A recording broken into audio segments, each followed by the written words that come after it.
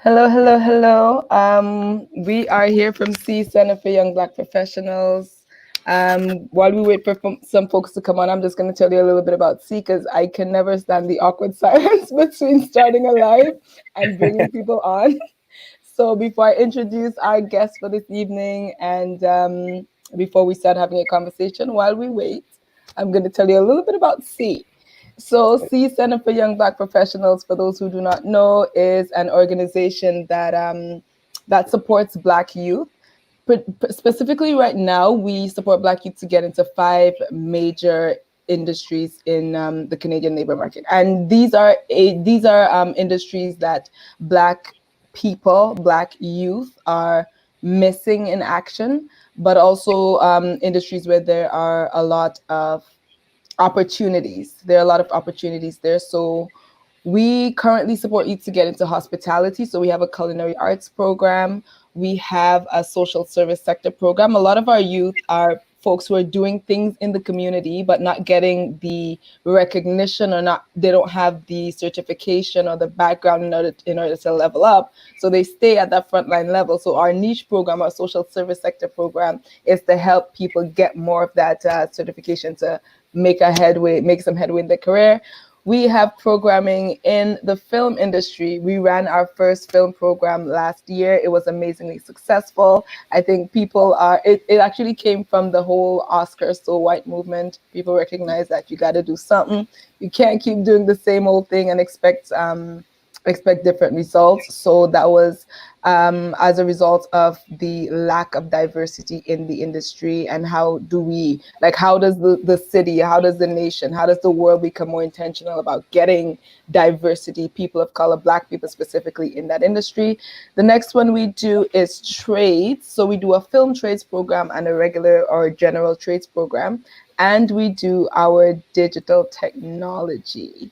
And that is why we are here tonight. I saved the, well, I was gonna say the best for last, but I You will could still say I it. will You could still say it. I was gonna try to not like get the ire of anybody else from our other programs. So I will say we saved the most relevant for last because that's the one that's coming up in July. We are running our first fully virtual C-Tech program in July, and the applications have been through the roof. Been a lot of interest, and we still are looking for more folks to sign up. So if you're listening tonight and you know somebody, or whenever you listen to this, and you know somebody who is between the ages of 18 to 29, who is Black, who is on OW, and who is interested in digital technology, please have them sign up. The application is in our link tree on Instagram.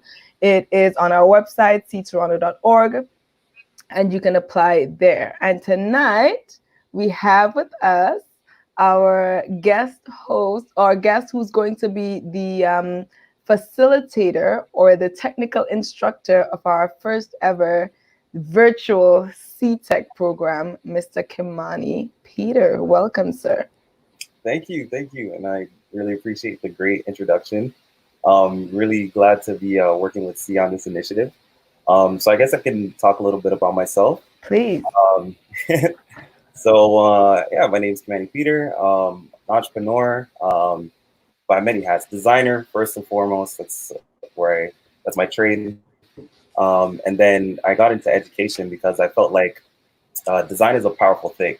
Like I really feel like it's a superpower, and I felt like it's a way that you can imagine a future and then have it materialize. So specifically, I started out in industrial design, and that is, a lot of people don't really understand where their products come from. Like, the thing that we're doing this on, right? You might be doing it on a laptop, or whoever's watching it, the viewers might be looking at it on their cell phones, and they don't really think, well, that was somebody's idea. Now you're holding it in hand, right? So I was really attracted to that, and I got involved in industrial design. And I became involved in design education because I felt like this is such a powerful tool for the transition that needs to be made, right? We currently live in a society that doesn't value Black lives. It's not structured around Black lives. It's actually structured anti to that, right? So we know about anti-Black racism and how it plays out, and how it pushes us in very subtle and even overt ways. But it doesn't matter. That system is designed in a specific way. You could replace all the, you know, all the non-black people with black people, and it will still do its job of like removing black people from that system, making sure that black people don't benefit from that system. So it was like this big like problem that I've always kind of been thinking about, right? And design is a tool that made me feel like, whoa, this is actually a way that I can change this, right? But it's not going to be one person, right? Then I looked at all the ways that systemic racism played out in the field of design.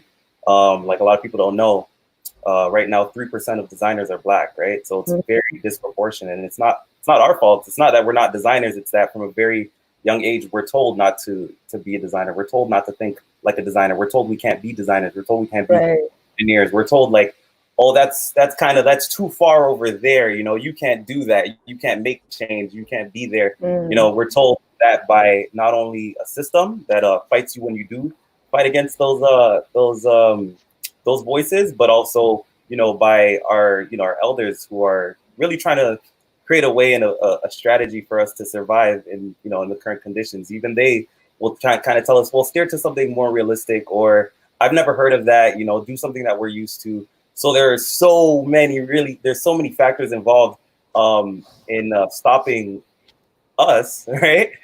From becoming designers, and yet designers are the ones who shape our worlds. They're the ones that created the device that you're looking at. They're the ones that imagine the future and then materialize it. So I kind of became involved in design education because by consequence of going through it myself and seeing that, whoa, this is a really sharp tool in the battle for defeating anti-Black racism. So I guess I'm kind of like a design like instructor by like consequences of like seeing and experiencing the system and being like, well, if we got some more designers, we build our team, we'd be able to kind of take on systemic racism from a design perspective and make a contribution in that way. So I don't know how I got to that, but I'll try to take it back. Wait, before you take that back, you just like dove right up into the deep end, but I absolutely love it. Like, I have never thought about, so this is technically our first conversation. Like, we technically just met like 5 minutes ago. Literally. Like, really. I've never thought about fighting anti-Black racism through this means. Like, it never occurred to me that this is one of the ways that somebody can engage into fight anti-Black racism. Now, obviously, people fight the system in many different ways. You sign petitions, you buy Black, you protest, you support Black, like all those things. But thinking about it from this angle has never occurred to me. And the fact that this isn't new to you. This isn't something that you kind of just stumbling across. Because I recognize that right now, in the way things are, we have a lot of people who have never thought about Blackness and anti-Black racism before. And now that now that the world is shifting and there's a lot of talk about it, now they're trying to like quickly get on board. You're like, I've been doing this. I've been fighting anti-Black racism I really do appreciate just how unique and nuanced your approach is. So please, now you can scale it back. I just wanted to say I love that. Oh man, oh thanks for gassing me up. I really appreciate it. That's like, yeah, what am I? I'm I'm shameless when it comes to like telling people that I appreciate promotion. Like people boost me up. So okay, so be careful, don't gas me up too hard. But yeah, so I mean, I think what's great is that when these moments happen, more people become activated and they're like, how do I get involved? And what is so amazing is to know that this is not a battle that started, you know, a month ago, yesterday, you know, 2 days ago. There are people that have been working on this for decades in design, in all aspects. And before, you know, they were lone voices. They stomped out, you know, ostracized from their careers. Lived, you know what I mean, hard lives, you know, as that lone crazy person that's like, when are we gonna fix the systemic structure, right? That, you know, that happened 2-3 decades ago, and it's still, I mean, for design, like I said, 3%. So those people are still fighting that battle inside, right? But there was a time when there wasn't even 3%, right? there were people who were designers that wouldn't even be allowed to have that title because they were blocked off from the channels of even getting that certification and that recognition, but they were designers nonetheless. So I think what's really exciting about this moment is to tell people like, okay, sweet. So now that you know that we're fighting to, you know, make design more accountable to Black lives, now that we're fighting to change the way that the world looks, and design is your tool that you know, discovered exists, like you have a whole like army behind you. You have a whole bunch of people that have been working on this that you're going to join and you're going to build. And that's what happened to me too. Like I remember design is wow. When it like a lot of people don't realize that a lot of industries are a lot further in terms of understanding diversity, understanding the need for diversity, understanding what systemic racism is, having language to talk about it within the organization and initiatives that you can connect to. That is like, when it comes to design, like everything else is like damn near 100 years ahead of us, right? So one of my greatest mentors, Dean Dory, from OCAD, she is literally the first Black Dean of Design in the world anywhere. Wow. And she mind blowing came into that position about 3 or 4 years ago. Can you imagine? And we like we don't even know her name. Like that is such a historic. No, I mean shamefully, but like that's no, such it's not your fault. It's not your fault at all, right? Like anywhere in the world. I'm in 2020, so that was technically like back in 2016 or 2017. You're right. Yep, that's right. Wow, that's powerful. That's actually kind of how I got to OCAD, but I completely went on a tangent, never came back to my story. So maybe I should like fill those. I love it. That's okay. We can go back and forth. Whatever is tugging on your spirit at that point, you can say it, and then we can scale back. That's fine. Nice. Sounds good. So I guess to give like just a little like skeleton, so as like people connect to my story, they'll kind of have like an idea of like that the order that things happened in. And then as we talk, then as I like refer back to different points of my story, maybe it might kind of make more sense. So so I was attracted to design when I was honestly like very young, but that's a whole other story. I'm not gonna be like it all started in grade one, like because I'm actually interested in hearing like at what age did you recognize that you were interested in something called design? How did you know that that was a possibility? Like, what opened you up? Because I feel like a lot of our young people, a lot of us, aren't in certain fields just because we don't know that that's a possibility. Right. You know what I mean? Like we know the basic stuff, but there are things like, you know, design that we don't necessarily see ourselves as being a part of. So like, how did you even figure that out? I think when I was in grade 6, actually, university for some reason was like doing like a traveling tour, I guess, like, you know, outreach and involvement in the community. And like it's so random. I just remember it was in the library, and I just described to that person, I think it was like a fair or something. Or you know what? Now I'm thinking about it, maybe it could have been that my school is being like used, like the space was being used by maybe for like a university fair or something. And maybe like curious me just kind of wandered in. I can't really remember, but I know I was in the library, and it was like talk of like university education and what directions are possible. And I kind of I didn't really know how to like what the word was for what I wanted to be, but I could describe it. So I just like, you know, I basically wanted to be able to make things that I have in my head be real. Like, you know, I don't know if that's how I describe it, but I know that I just kind of described like what I'm interested in. And then somebody was like, you either want to be an engineer or you want to be an industrial designer. And that became just a location that I always knew something was there, right? I always knew that place was there for like people like me that want to make things. And I think it was a long journey from there to actually getting into the program. Like any, you know, like any of us in you know, like any of us who's experienced education, the education system, like I had a lot of battles, you know what I mean? Teachers sending me down to the office for not having a pencil, you know, just being like racially profiled and like just told you're not supposed to be here, and all these different like subtle ways, you know. So education was traumatic experience, just constantly overly disciplined, You know what I mean? Just like little things Oh too. yeah. Like I remember I was trying out for all the teams because like my family's very athletic family. My sister is like has every medal that you can attain in the province. Mm, You know, so I followed amazing. in that, right? So I was involved in sports. I was involved in basketball, and I wanted to get involved. My sister was involved in volleyball, so I wanted to get involved in that too. But you know, there's certain ways that if we're not in a space, there's certain ways where they keep the gate. You know what I mean? So they were Yeah. okay with me being involved in track. They were okay with me playing basketball. They were still really, you know, oh, you guys need to, you know, the constant lectures about how we're not good enough and how we're all like street involved and we're all this and we're all that. Those Yeah. constant The lectures come box. that you, yeah, you know, they'll constantly say that, you know, you guys have attitude problems, like all these negative things, right?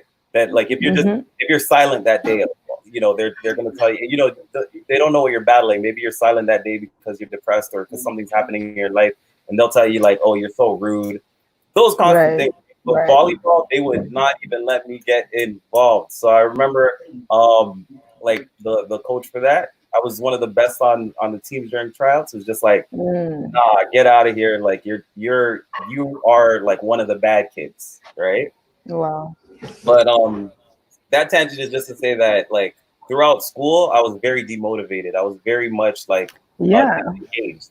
I was very like not involved. And the other thing too is going into it is like I also have a very like specific way that like I guess I'm not neurotypical, right? So I've been diagnosed with like ADHD and things like that. So like certain things like having a pencil, man, that actually got me to the office a lot because literally because of my ADHD. So you know, the system, the way that it's developed is they penalize you for thinking differently and you know for looking Absolutely. differently. And it's not even just looking differently, it's targeted as the more, you know, the more that you are black, the more that you have black features, the more that blackness is represented in you, you are removed from that institution through like 1,000 cuts if they can't just outright, you know, get an officer to escort you out. And that was the thing too. A lot of those office 100%. visits, yeah, a lot of those office visits, I was able to avoid police involvement, but I know a lot of my peers, the first interaction that they've had with the criminal justice system was because they got sent to the office for something ridiculous, like talking, like whispering to the person beside them.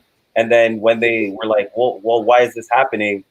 The Mm-hmm. officer is coming in, Yeah. walking, getting them out of the building, giving them a record, right? So I'll just say, like, Yeah. I experienced all of that, and I'm not here because there was something special about me. I'm really just here because my parents are teachers. So they kind of Mm. they gave me game. They told me exactly how this works, and you know they told me all these things to avoid, not because I should have to avoid them, but because this is the reality that we're in, right? Reality. Yeah. Oh wow. That's good though, because I was gonna say like, what does it take to keep somebody interested in school enough to get good grades to go to somewhere like OCAD? Having gone through all of that, because I know so many of our young people aren't in school because the school system has been so traumatic. Like a lot of our young people have been traumatized in places that were set up supposedly to uplift and to educate and to give them a better opportunity, minus the fact that they've even had people tell them in those systems that you can't do XYZ. You're better off trying XYZ, and they may or may not have said that, but because you're black. And I've actually had, I know of black youth who have had guidance counselors and stuff tell them like, Oh yeah, yeah, no, oh yeah, you're a really beautiful black girl, you should be an escort, like literally. And these are not solo stories. These things happen all the time with these people telling our young people, you know, do a trade, or like don't do university courses, or just these messages actually get to an individual, and it is so difficult to imagine yourself as being anything you want to be if the people who are supposed to facilitate that journey to anywhere are telling you you're not going to end up anywhere. So like, what yeah. mental resilience does it actually take to overcome all of those challenges? I know you had your parents there, but still it takes something from you as an individual as well to be like, I can't, or I won't, or like, what was that? I'd like to take credit for it, but it's very much knowing that this is happening. So just Mm. not feeling like I'm crazy, right? So my parents basically told me this abuse that you're going through in the school system has an end date. So I had Mm. something to look forward to. So I would That's say good. that was that. And you know, to speak on from experience, like when I discovered the term engineer, right? When I told you from that interaction that I had in the library, an industrial designer, Mhm. there was one day that that my homeroom teacher, I don't know if they still have those, but you know, the teacher that gives you the whole day's curriculum or whatever, like your main teacher or whatever, he I was didn't I didn't go to high school in Canada. Like I started oh okay, university in Canada. So like my oh, okay. my my education before university is different. Oh, it's different, right?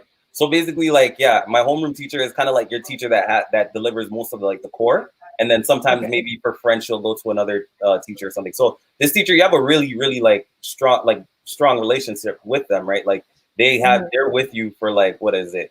You know, like I guess 200 days out of the year, if not more. Like I'm not really, yeah, I can't remember to the T how much days in the school year there is, but so you develop like a really strong bond with this teacher. You like see them as Yeah. somebody who's like looking out for you, right? Because you see them more than you see your parents, to be honest. Like, you know what I mean? When you really think about it, when you really take it in, you know, you got kids that accidentally call their teacher like mom or something like that. And it's like all the kids laugh, but it's like not Yeah. if you see her that much, like, you know? So It's my true. homeroom teacher was just, you know, putting it out there to the class, like, what do you guys want to be? Like university's coming up soon. This is so important. Like this moment that you're in school decides where you're gonna be. So what do you want to be?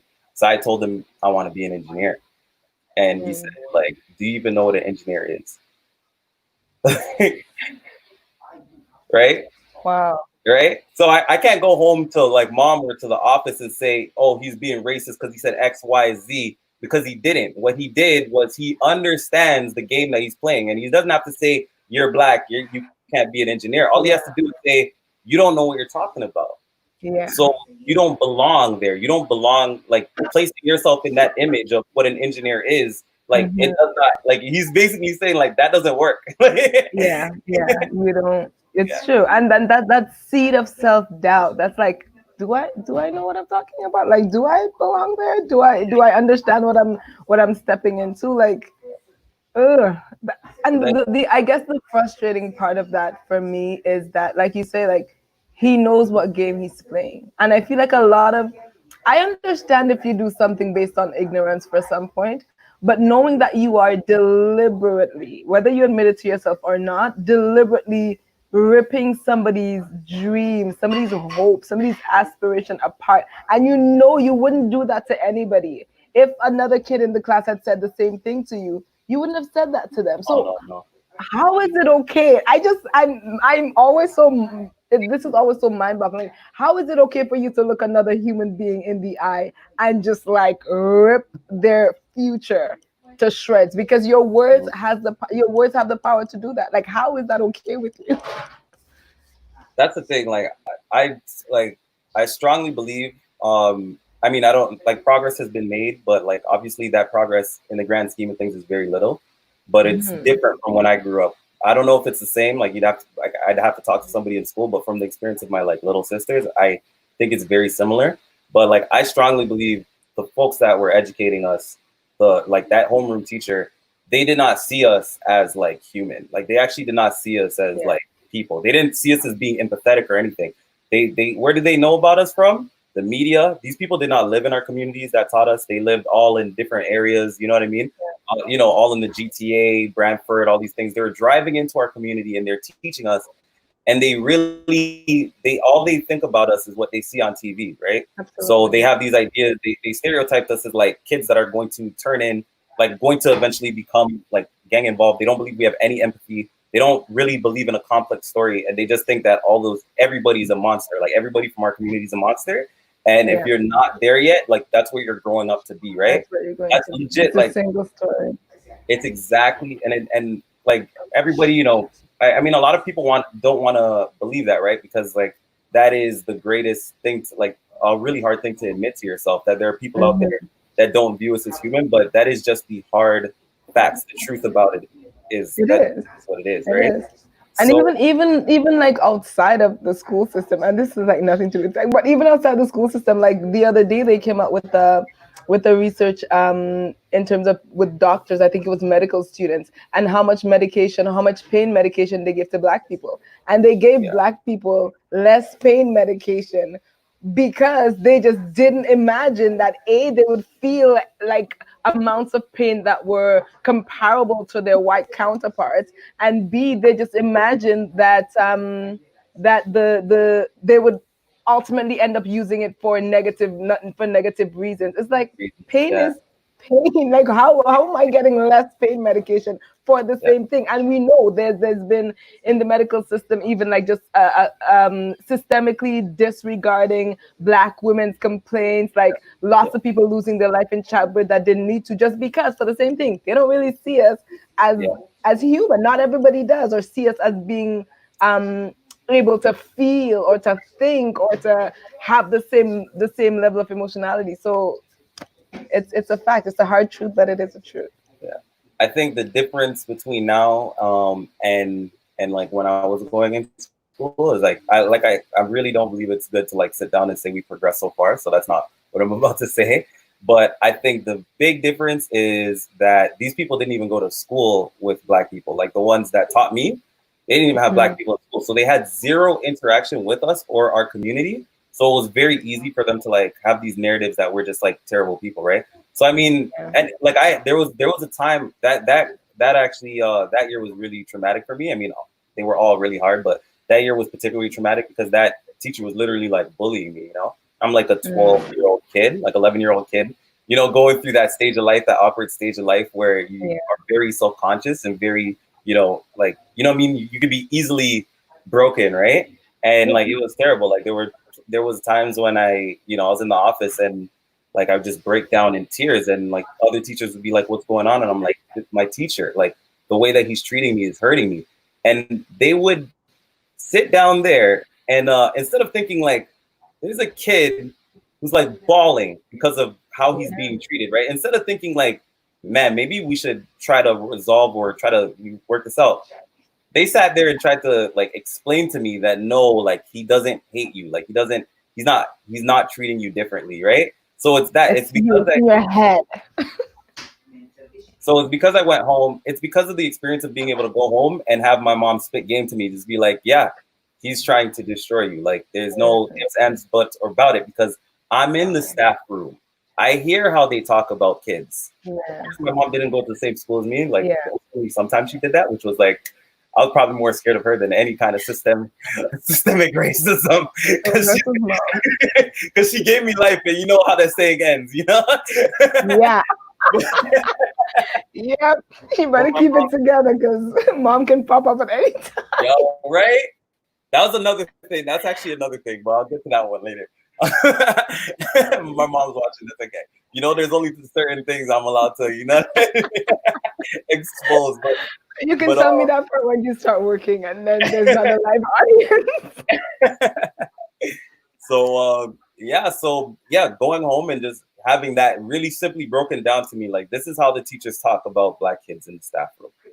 When we the Black teachers advocate and try to speak up, like we go missing. Like, you know what I mean? They get them at that. Like I said, I don't like to say things have progressed, but back in the day, you had one or two Black teachers at a school, and if they even say, "Man, can we do Black History Month?"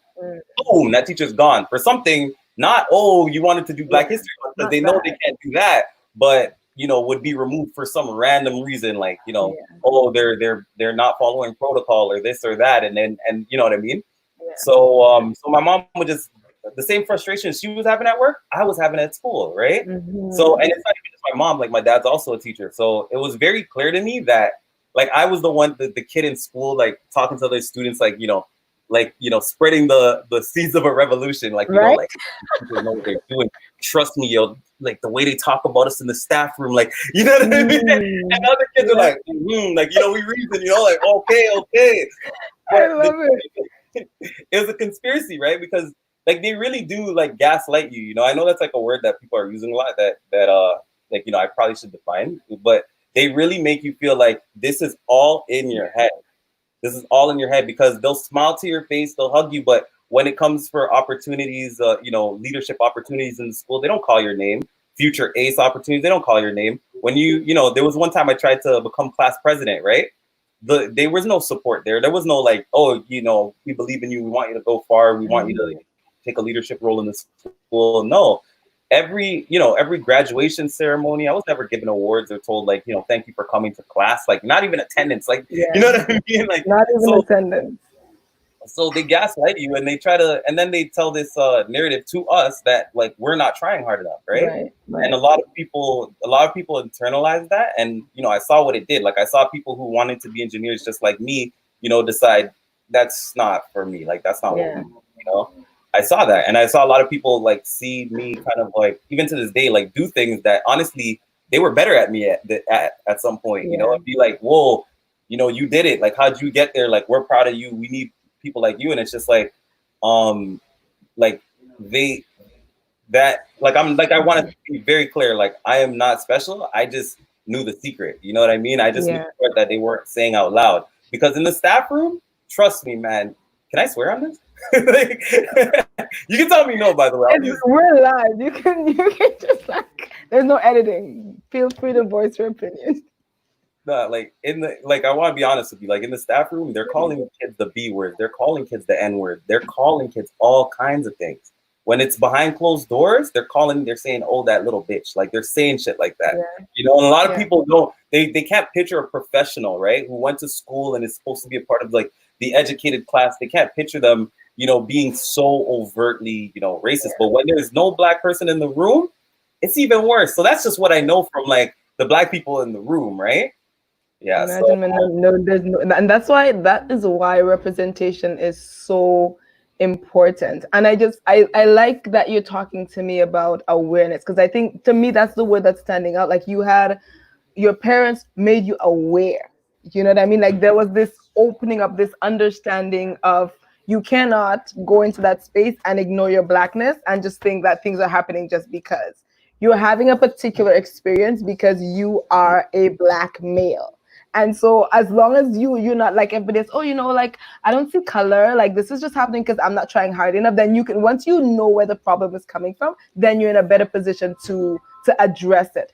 So I feel like this stage where you know, we ignore things and we overlook things, like it's not an option. Like we do need to have those open and honest conversations with our children, so that when they face those things, they understand, like, you know what, this isn't even about me as a person. This is an attack against my entire race. This person isn't just like, it's not, I'm not the problem here. The system is the problem here. These people are products of a system that is hell bent on oppressing and keeping black people, or people who look like me, or people who they assume they know who I am, keeping me down. So if I can understand that, then I know what I need to do in order to combat that. So I love the awareness piece of it. I think that's so powerful. I think what's like really circle is that sorry to cut you off. No, go ahead. They like identifying the problem. That's the first step of the design process, right? So like it is really full circle, right? And right now the reason why like tech is so interesting to a lot of folks is because you have people that are, what is the problem? Identify the problem, right? You have folks that like the problem with systemic racism. Like if we put that like up here, right? Identify that problem, right? The problem is systemic racism, right? Then you're creating things that will tackle systemic racism, right? But if we're saying the problem is that some people don't like some people because of what they look like, then you're creating a whole set of other tools that solve that problem. And you'll solve that problem, man. You'll clear that problem out, but black people will still be getting killed disproportionately by police. You know, they'll still be getting sent to the office for ridiculous things like not having a pencil, right? And they'll still be consequenced by the system, right? Because you solved the problem, but it wasn't the problem, right? Yeah, and what I think you didn't get to the root of it. You didn't get to the root of it, right? I think what a lot of people don't realize is that, like, when I say like you're joining an army, when I talk about like designers is fighting systemic racism, is that you have designers all over the world, right? Only 3% of them are black, and they're solving a problem, right? Really, that default problem, and a lot of people really a lot of people find kind of trouble, like really, like it's really hard to kind of accept the reality of the situation is, but because we have like a white supremacist like structure that the world has operated on for the past 500 years. The problem that white supremacy was trying to solve is how do I exploit labor from people that don't look like me, especially Black people. And then when we're done, like, how do we get rid of them? We don't want to see them. We don't want the community. We don't want, you know what I mean? Like, we want their labor, right? So, and so that's how we see that these systems, what they do to indigenous people, to Black people and people of color, the general rule is it does that. It gets your labor and it gets you out of my neighborhood, out of existence, right? And that, like, what people need to understand is that that is by design. 500 years ago was very explicit. You go read the laws and stuff like that. It was, I don't want yellow people. I don't want red people. I don't want Black people. I want to enslave these people, right? Black people, yellow people, red people, the Asian peril, you know what I mean? Indigenous people being called savages, right? We want to remove them, take their land, exploit their label, get them out of there. It was very 500 years ago, as clear as day. We're not there. There's no political correctness. Political correctness, right? It's not 500 years ago now. Like, the system has to evolve. It knows how to do exactly what it does, and you don't even need to know that you're complicit, right? You don't even know that you need to be that you were involved, because that's the way that it was designed. So it will continue to achieve that design, right? And that's why I became so passionate about spreading design and the education of design. Even though, like I told my story, my parents are in education, so I kind of somehow I find myself in education. Essentially, is how it goes, right? And and it's something that I do because I feel that as Black people, unfortunately, like, we don't get the same benefit of just living a life. Like, our life has to have purpose, and I realize that I'm someone that can make I can make a contribution in the area of design education. So I want to spread that, because then we can start designing for our community. Then we can start to say the problem. We can start defining the problem as how do we get rid of systemic racism and the tools that we're creating, right? And that's the world that we're leading towards. It's gonna take the design process. It's gonna take people identifying the problem, creating tools, and leading toward imagining a future where Black people are liberated. Like, Black people are not just seen for their labor and seen as how can we get them out of our community, right? Like, I feel like I was talking to a Black designer friend of mine, and we're talking about gentrification.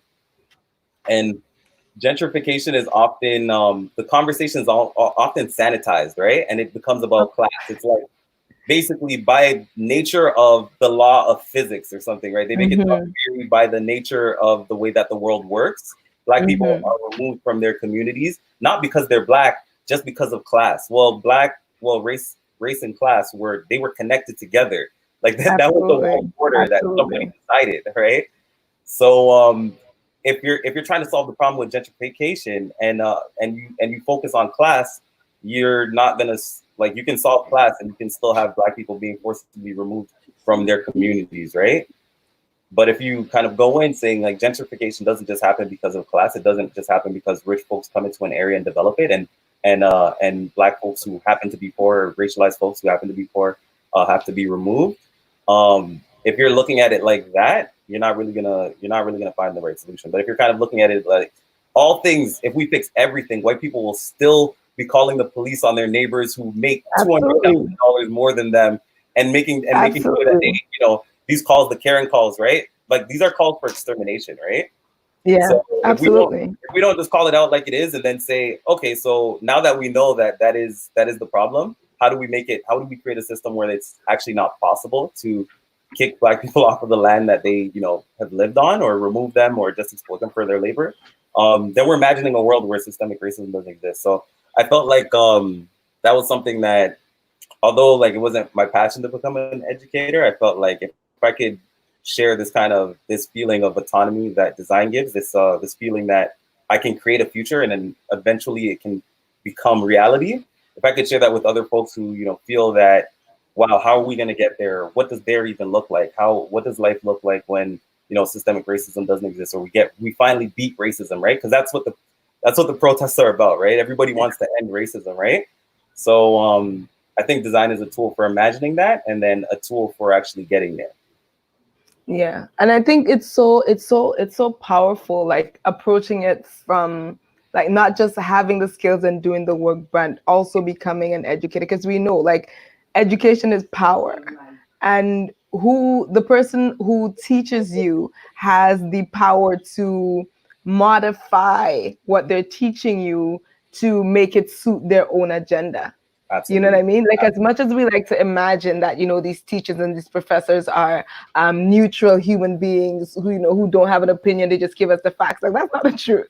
You know what I mean? Mhm. So the fact that you are in this space and that you are, and I know you've already been doing this work, this isn't new to you, but the fact that you're going to, for example, work with C to train up a group of Black youth in a specific, like, with an understanding that, yo, this is not just about coding for the sake of coding. This is not just about learning Photoshop for the sake of it. It's understanding your power and understanding the tools that you can use and the spaces that you can be in, and the your career projection and how that can actually impact your life, but the life of the general community, the life of the society, that you can actually use these skills to combat anti-Black racism. I think that's such a powerful thing. And the fact that the person standing in front of them and is teaching them looks like them and understands, what it was like to go to school and have, people try to, in different ways, kind of squeeze you out of there because, as a Black boy, like, what do you mean you want to become an engineer? You know what I mean? I feel like having somebody that they can relate to, and somebody who understands that, and somebody who sees from a different lens, a different perspective, is going to make such a huge difference. So I'm really grateful to you for, like, taking this up in this unique way. So maybe tell us, though, what are some of the things that a young person coming into this program can Mhm. expect to learn?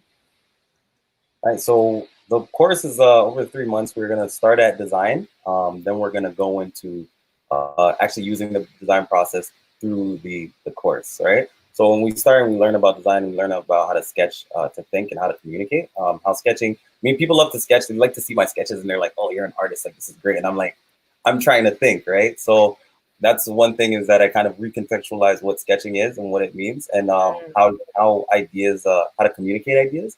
Because a lot of people have great ideas, right? They'll say, I want a pen that turns into a rocket and flies, right? And I have to imagine what that pen looks like. I have to imagine the color. I have to imagine, like, how does it actually fly? Like, and that could be a whole novel if I were to write it out, right? But if somebody said, "Yo, let me show you this idea," 30 seconds later they're showing me a sketch, right? And I see exactly what they imagine in their eyes, in their mind, right? So we kind of go through the 4 stages of design. That's going to be identifying the problem, then exploring what the solutions are, then making a concept, and then, like, testing it, right? So that's kind of like the 4 stages that our course is going to go through after they kind of learn the tools of design. I mean, it's a survey course, so we're going to get into it. But the idea is that you'll kind of collect all these things, and this is where your journey can start. And you can continue to build these skills. So you're going to be exposed really quickly to a lot of different things. So after you just learn generally, okay, what does it mean to, like, identify a problem and then create a solution and then get there, then we actually do that. So I focus the course in a way to provide portfolio pieces, right? So everything we work on becomes something that you can talk about when you're in an interview. If you get the opportunity to intern with a tech company, and you can start to actually use these assets that we create during the program to aid you in that endeavor, right? So, or it could be based off of, if you have an idea or an entrepreneurial idea, this course is actually the way that you get there, kind of thing. So we start exploring different things, and that's when you're going to learn about different prototyping tools. We're going to go, we're going to create concepts in Illustrator and then prototype them in Figma. Illustrator is a vector-based software. It's used to make, like, a lot of graphics. A lot of the buttons in your, in the interface that you might be using right now to view this conversation, they were created in Illustrator. Figma is for the express purpose of turning those assets into, like, a user interface that somebody can just, like, click through and be like, "Oh, it works, it works." It's not functional, it's prototype, right? So you get to kind of see, when I hit this button, it takes me here, and this is why, right? You can start to have a conversation. So that's kind of going back to the design process. Sketching is low fidelity. Illustrator is mid fidelity. a prototype is high fidelity, and it just means that there's more. There's the what you're communicating as an idea has less holes in it. You know, sometimes a sketch, right? It looks sketchy, right? Like you're like, okay, wait, I see. Is that a pencil? Oh, like okay, so that's fire shooting out of it, right? There's a little bit of a conversation, right? Right. So this is actually all important because at the beginning of your idea, you don't want to be fixated on what the solution is. You actually want to arrive there through identifying the problem, right? One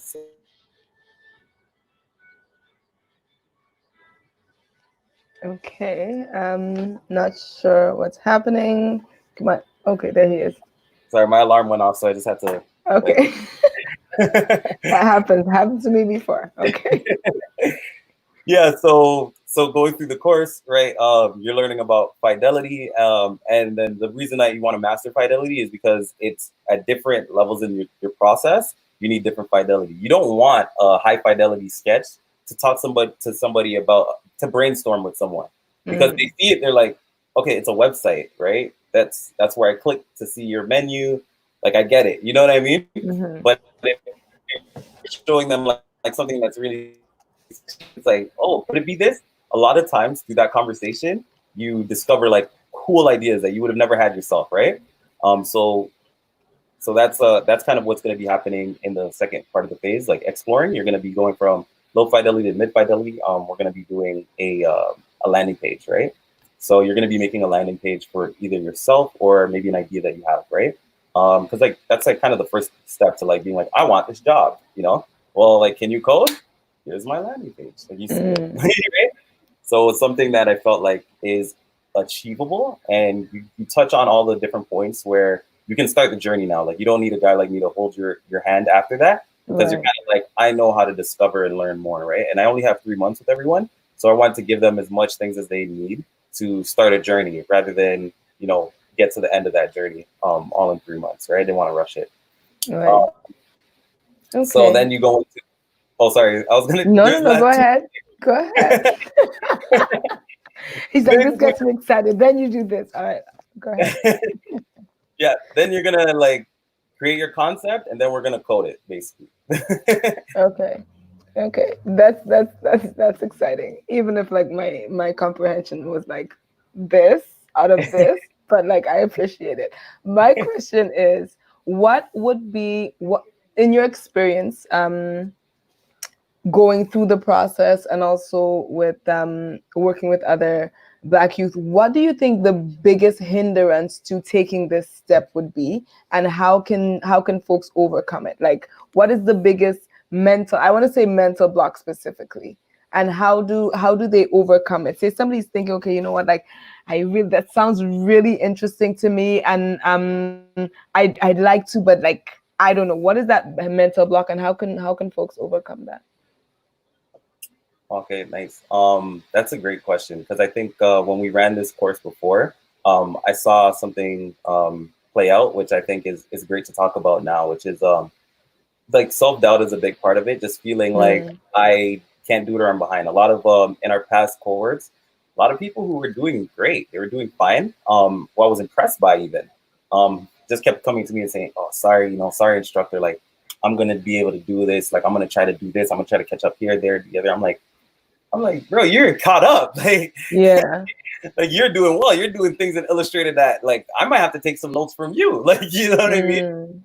And so there is like this kind of and then there's folks who legitimately were a little bit behind. But the point in like getting involved in this sector is not everybody's always learning because it moves so quickly. It's really rapidly evolving. It's really rapidly evolving. Right. So everybody is new. Everyone is new, right? So what I'm trying to build through my course and what I hope to accomplish is that kind of that it's not about learning and then ending up with something. I'm actually hoping that people will learn or become comfortable learning how to learn, basically, right? I like that. Yeah, so which is like being comfortable with the fact that like, yeah, you're gonna constantly learn. Like programmers, they spend like 90% of their time on Google, like searching like, why isn't my code working? Like, right? because that's the game. Like troubleshooting is the game. Like Yeah. it literally always breaks. Every site that you're on right now has a million bugs.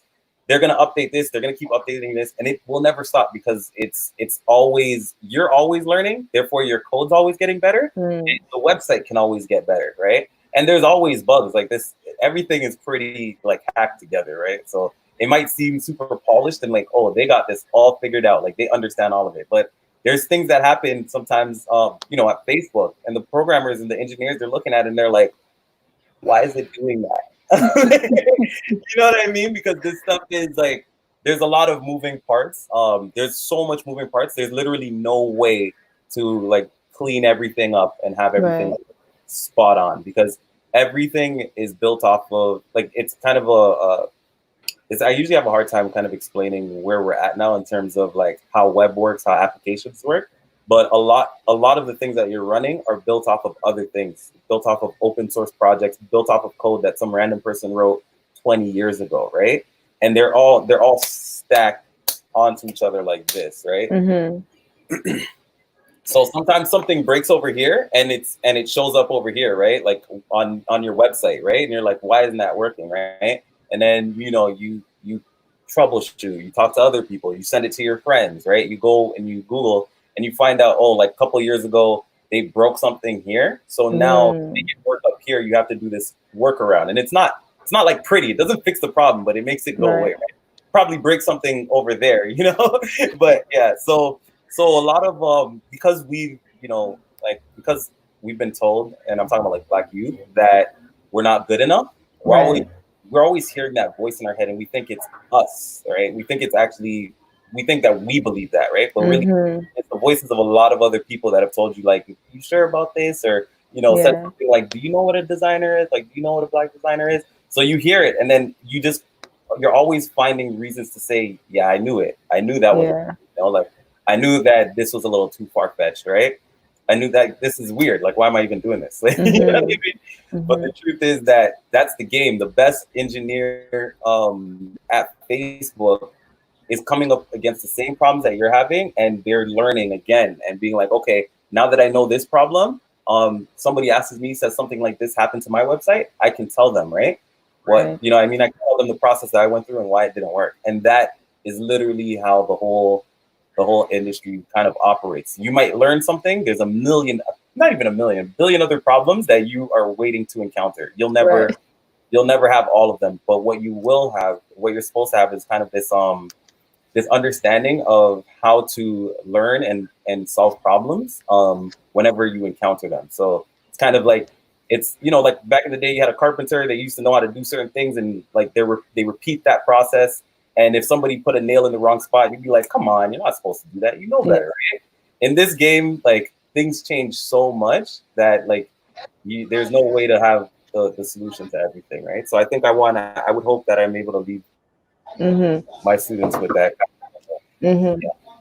That's good. And I feel like part of it is like bringing it on the other end of it. Sometimes, kind of like when we look at Facebook or whatever website, and we're like, oh, this is so perfect. Meanwhile, the engineers are back there like pulling their hair out, trying to figure things out. I feel like that's so much of how we feel sometimes.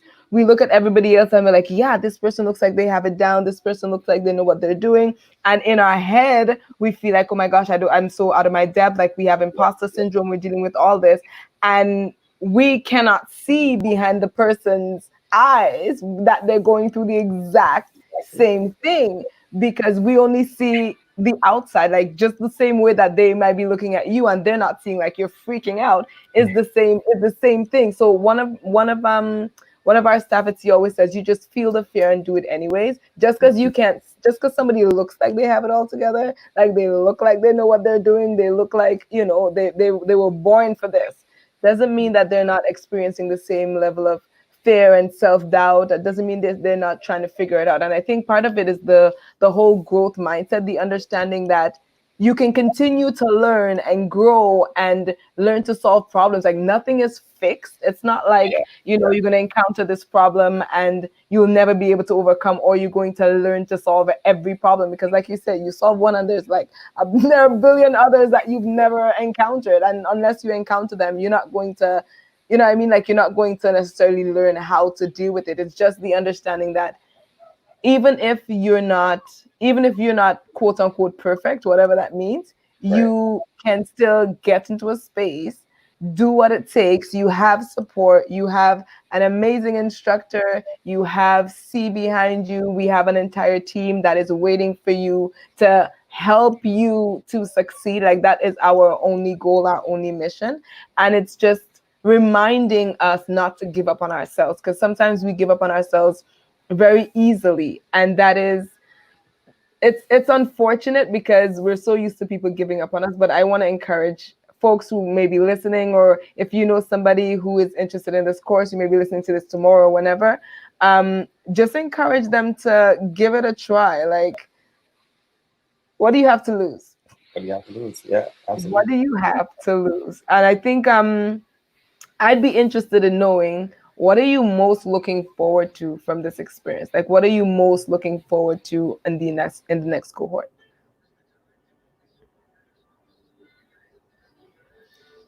Okay, so our internet, I'm not sure if it's mine or Kimani's, because I know mine has been having some problem, but we're here with the upcoming C-Tech instructor talking about um, Black experience in the digital tech world, design, talking about design as a Black person, Black man, Black youth, and just how what some of the experiences have been, and we're talking about how the course is going to play out. And he's back with us. Hey, sorry, did my connection Okay, just like kick me out? I wasn't sure if it was yours or mine, to be honest, because my Wi-Fi plays games with me all the time. I Yo, was trust like, I me, don't know if it's his or mine, but trust me. Yeah. that's fine. I was Um, just asking, what are you most looking forward to in this experience, for this experience? for me, I guess it would be learning as well, right? Like I feel like this is new. We haven't done the course virtually, but I feel like it presents like some very interesting opportunities, a very different, interesting ways to view how we do the course, how we deliver it, how it works for people. We have to be comfortable. We have to be comfortable with the outcome, right? So like in the virtual like setting, it's very easy to be like, I'm not interested in this, and you might like go like this on the screen, but like it's nothing's going through. It's not engaging in the same way. Like you have to ideologically like connect to the material. So it gives that challenge of making sure that yeah, it's not enough to be like, well, we delivered the material and they wasn't feeling it. Like it really puts the onus on the material and what kind of information we're exposing and sharing that lights up that person and engages that person. And on top of that, with screen fatigue, like there's only a certain amount of time, right? Like I can't be letting people come out of my class with headaches and like dying. You know what I mean? So Right. it has to be concise. It has to be, it has to be valuable information. It has to be exciting. And I think it's something that I'm excited to learn from, excited to try new things, see what we get wrong, see what we do right, see where we fail, and kind of get that feedback from everyone, because this is a learning experience for me too. So I want to hear exactly what we're doing right and exactly what we're doing wrong, because it's what we want to do is obviously deliver the best experience for the participants, and we don't want. Okay, and the internet has kicked him out again while he's out here spitting facts. But really, the truth is that it is going to be new territory for everybody, not in terms of the content or not in terms of the experience. Like, C has done this before, Kimani has done this before. This isn't new, but delivering it virtually is definitely going to be something new, but something exciting, because challenges can also be very exciting. So we're looking forward to meeting our new cohort. We're looking forward to journeying with them, and just getting a new batch of young Black people into this field, giving individuals the tools and the power that they need to make real change, giving individuals the tools and the power that they need to influence society, to fight against anti-Black racism in such a unique and a different way. So if you've not yet signed up for the course, if you've not yet registered, check out the application on our website at ctoronto.org, and you'll be able to apply there. We'll be in contact with you soon, and we're looking forward just to hearing more about you, your interest in digital tech, your interest in C-Tech. You have an amazing team that is waiting to support you through the journey, and so we really do look forward to having you come and be a part of it. Again, Mr. Kimani Peter, you can check him out, is going to be our course instructor. He's going to be guiding you through the process. You've heard about his experiences. You see how passionate he is about doing this work and about teaching design to Black youth. So he's looking forward to it. We're looking forward to it. And I'm going to bring him on for any final thoughts or last words you want to say to the folks who are listening. Am I with you guys? You are with us. Oh, sweet. Oh, okay. I don't know how much time I have before the software cuts me out again. So yeah, we're just gonna say final words and we're good to go. I'm super excited to be delivering this course. And it's super excited to meet the participants, and looking forward to what we create together, and hopefully leaving that thirst for more, to be fully involved in this industry.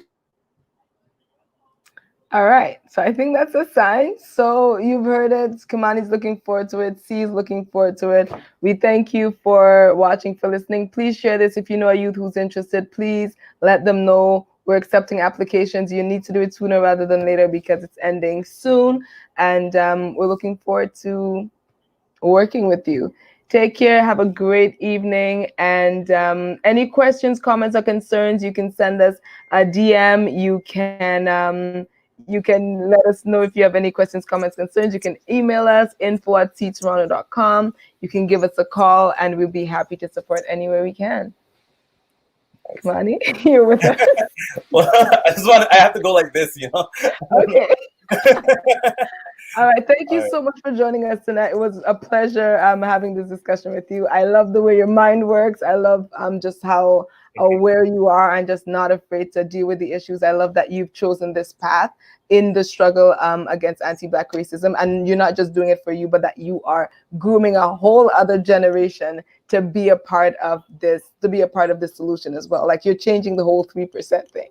So we appreciate you. We see you. And I'm looking forward to working with you with these Black youth. Thanks. Have yourself a good evening. You too. All right.